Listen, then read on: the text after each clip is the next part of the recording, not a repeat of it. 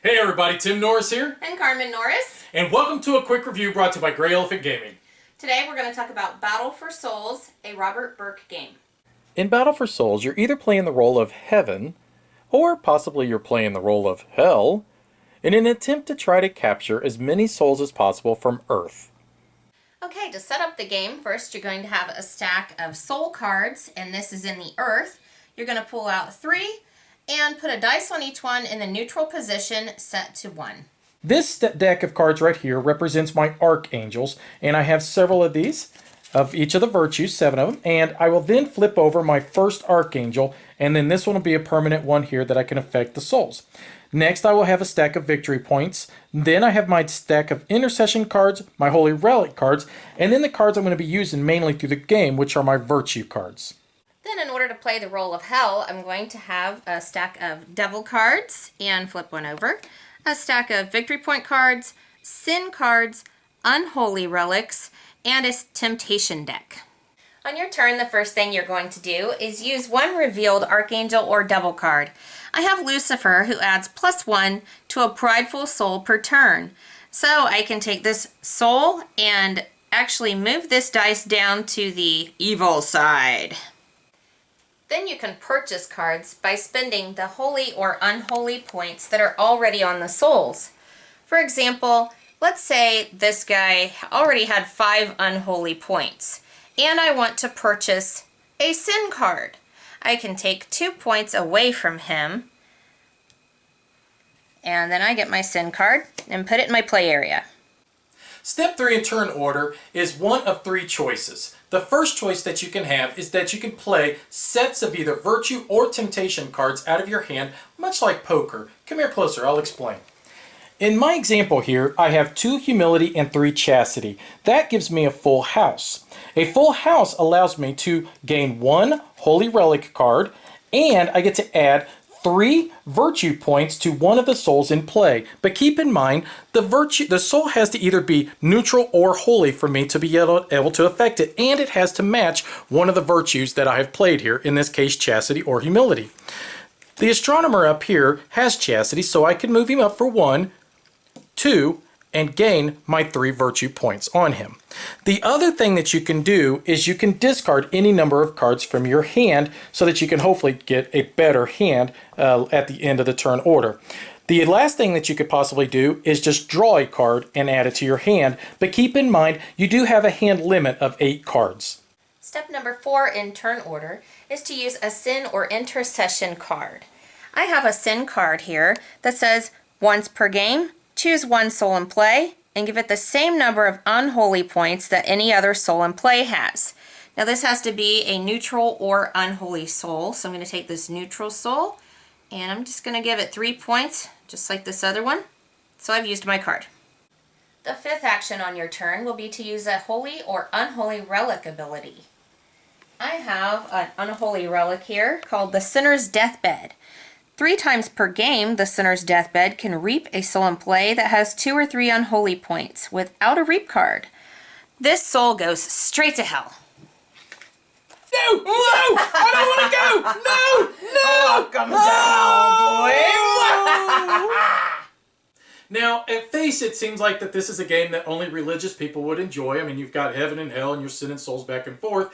Or possibly it's a game you can say, well, if you're religious, you're a hypocrite, you're sending people straight to hell. Well, truthfully, it's just a game that deals with fantasy and fantasy situations. No different than most other games that you're dealing with when you're fighting monsters or you're fighting demons or whatever. Kind of the exact same concept, so don't let the theme of the game turn you off. The 6th action that you can take in turn order is playing a reap card. And come here and I'll show you how that works.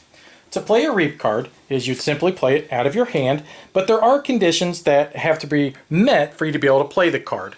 Condition number 1 is that at least one of the souls in play has to have either 4 or more, either holy or unholy, points on them. So in this case, we have 5 holy points on the astronomer and 4 unholy points on the playwright.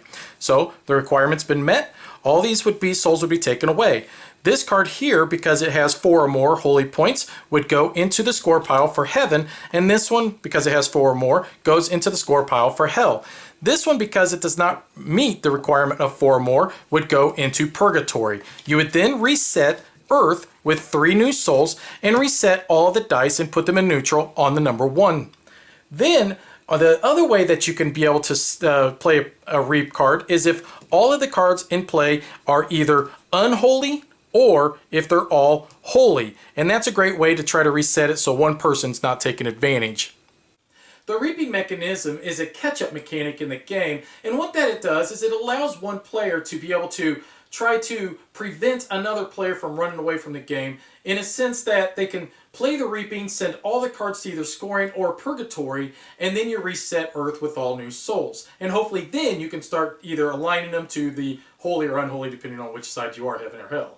Whenever a soul in play goes past the 6 and becomes a 7, they immediately become either a devil or an archangel. For instance, let's say this soul right here that I score 2 more points and it goes to 7. Well, turn into 7, you go to heaven.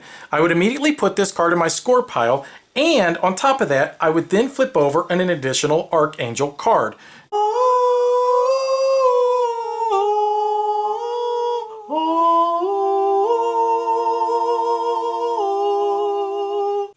There are 7 archangel cards and 7 devil cards in the game. The reason is because they cover each one of the virtues or each one of the sins. And the reason that you're going to want them is because not only do you get to count the soul that just scored, but you're also going to gain an additional 3 victory points for each one of these archangel or devil cards that you have.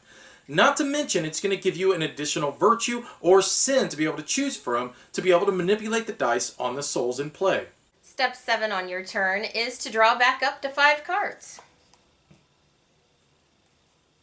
The last step in turn order is to inform the other player that you are done. Oh, hey, I'm done.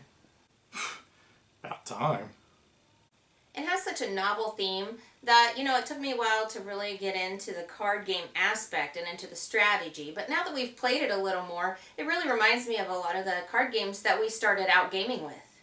The artwork on the cards is really cool because it's real works of art, and I really like to look at it and see how they labeled them, and it reminds me of taking art history, and I really enjoy that aspect. But at the same time, it can be a little distracting while you're playing the game.